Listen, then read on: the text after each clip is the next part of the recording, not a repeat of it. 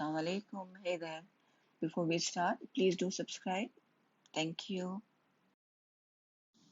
So today we are going to solve Cambridge IGCSE Mathematics Paper 1 Core 0580 Variant 11 October-November 2020.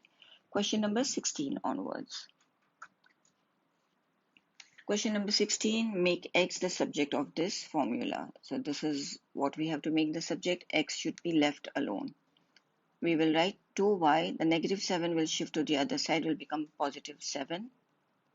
And we have 5x. It means 5 multiplied by x. So we divide our answer by 5. Therefore, x is equal to 2y plus 7 over 5. Question number 17. Trina invests $16,000 at a rate of 5% per year compound interest. Work out the value of her investment at the end of 4 years. A very straightforward question. You just need to know the formula. To find the amount, we use the final amount. We use the formula P, which is our principal, the starting amount, 1 plus R. R is the rate of interest divided by 100 to the power of n. N is the number of years. That is the only thing you need to know. Now we replace it. Our R is 5, so that 5 over 100 to the power of 4. The whole thing in the calculator, we will get the answer 19,448.1. Remember that dollar has cents, so 2 decimal place we have to round it to. 19,448.10. Question number 18. Aisha records the distance she runs and her average speed. The results are shown in the scatter diagram. This is the distance and this is the average speed. The table shows the results of 4 more runs. So the distance and the speed has been given to us. We have to plot these points. Here the points are given 0 and 1. There are 5 lines in between. Same 5 lines here. It means that each line represents 0.2. The first point is 4.2 distance, which is this line. 4.2 is here somewhere, and 13.4 is here. Let's see where they meet up. There I made a cross. Then 5.7, it is between this line 5.6 and 5.8, and we have 11.8. So 11.8 is here. Then 7.1 is again between 7.07 and 7.2. We have 9.8. And the last point is 8.8, which is here. And we have the corresponding speed as 8.3 here.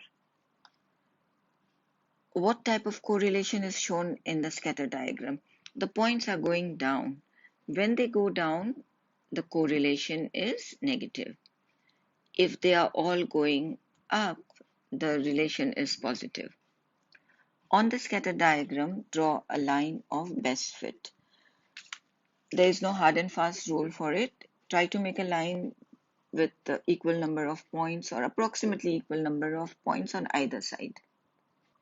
So here is our line of best fit. Use your line of best fit to estimate the average speed when she runs a distance of 6 kilometers. 6 kilometers is here. We go up and then we see what is the speed. 11.2 kilometer per hour. Suppose you have any other value.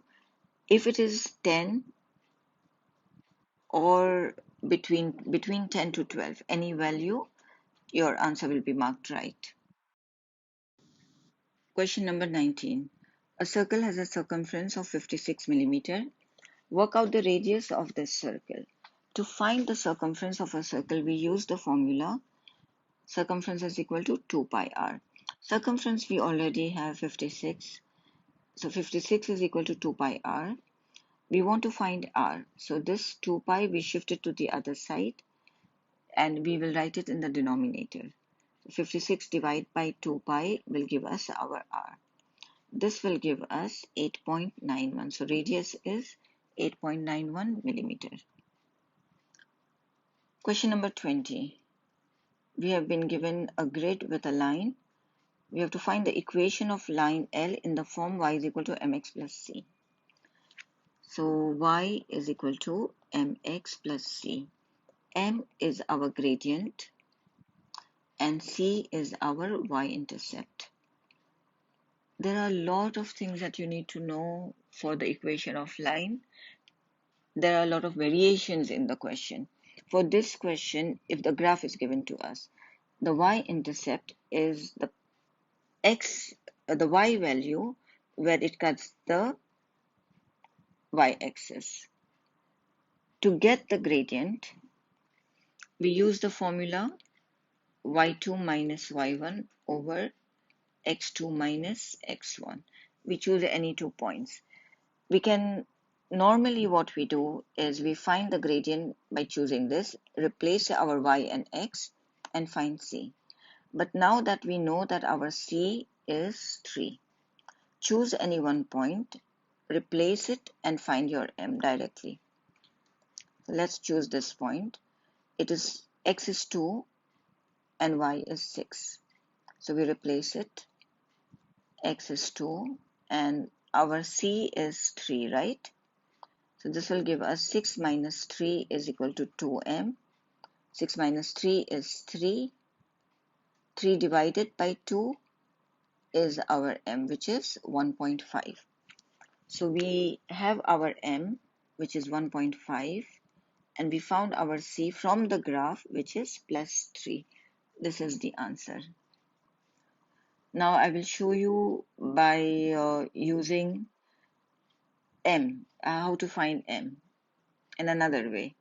We took 2 points. Let's say we took 2 and 6, and the other point we will take is this one, 3, y is 3, so x is 0 on the y-axis. To find the gradient, write the points like that, 2, 6, 0, 3. So in the numerator, we take our y value, 6 minus 3, and in the denominator, we take our x value, 2 minus 0. That will give us 1.5. So we can write y is equal to 1.5x and the c is given. If the c is not given, then any 1 point we choose 0, 3 or 2, 6, we replace in place of y and x and make c our subject. Question number 21a. We have been given 2 sides and we want to find the angle x. When 2 sides are given and you want to find an angle, you need to know your trigonometric identities, sine, cos, and tan. Sine is equal to opposite over hypotenuse, cos is equal to adjacent over hypotenuse, and tan is equal to opposite over adjacent. Opposite is the side opposite the angle, adjacent is next to, and the side opposite the right angle is your hypotenuse. So we have opposite and adjacent. It means we have to use tan. So our angle is x. We'll write tan x is equal to opposite, which is 10, over adjacent, which is 18. Whenever you want to find the angle, we leave the variable itself. We write x is equal to 10 inverse 10 over 18. This will give us 29.054. You can round it to 2 decimal place, 29.05, or to 1 decimal place. Because it is 5, we add 1 here and write 29.1.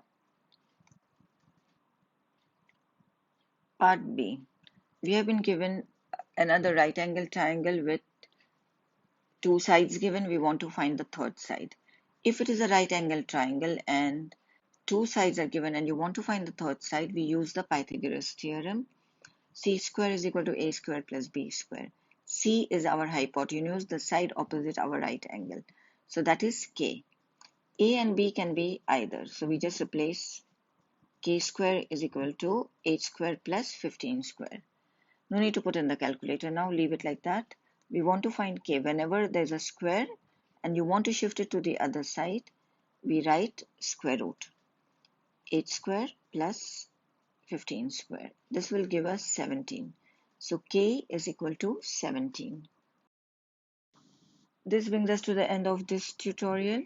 I hope I've been able to help you. Thank you for watching.